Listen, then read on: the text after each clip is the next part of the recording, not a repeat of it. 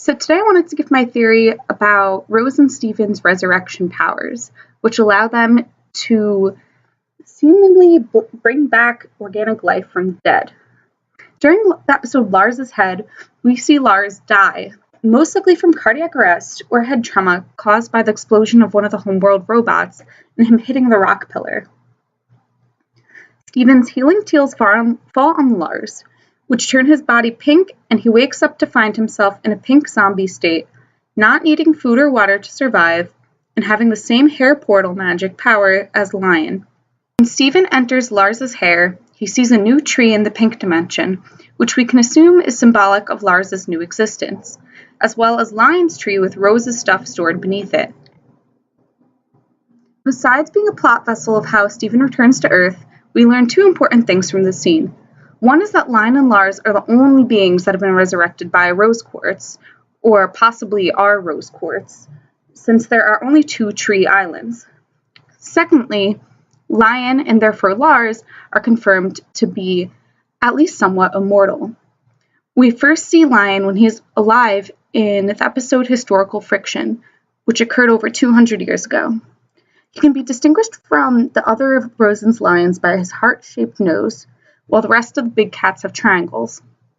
Lions only live 10 to 20 years, so it is impossible that Lion has aged or maintained his normal life expectancy.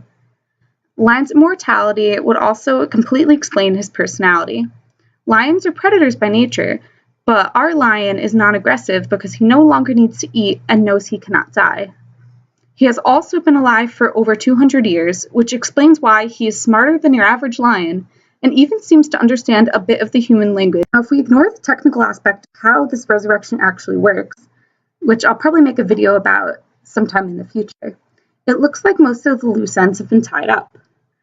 Lars will probably learn how to use the interdimensional scream to visit Earth, or maybe he'll have his own unique power the way the gems do. But hold on a second. We know that from the crystal gems or original reaction to Stephen's friendship with Lion and Pearl's feelings of betrayal in the episode Rose's Scabbard, upon learning that he must have belonged to Rose at some point, that the rest of the crystal gems were completely ignorant about Lion's existence and disregarded his signature color, except to pretty much say, oh, that makes sense because Rose was pink, so yeah, he must have belonged to her. But we know that Rose visited Lion only weeks or months before her death because she left the videotape for Stephen that we see in line 3 straight to the video in his mane, where she appears pregnant and explains how she gave her life to create Stephen. So why did Rose hide Lion from Greg and the other gems? It's because Lion was a mistake and she feared the implications of her newfound power. Lion most likely died of natural causes. His full mane proves that he was fully grown. And Rose's grief over his death caused her to cry over him, literally turning into a situation like we saw with Stephen's and Lars. So think about this. Rose could have resurrected Greg when he eventually died and lived together with him for eternity, like some sort of Twilight love story ripoff. Or she could have had an army of immortal pink pets. But she doesn't. She doesn't even tell her closest friends about Lion's existence or her resurrection power. And this makes perfect sense considering her personality. Rose loved Earth and everything that was alive. She even took care of freaking moss and risked her life to save the humans and their planet. And we see why in the flashback episode Greg the Babysitter. She loves organic life because it changes.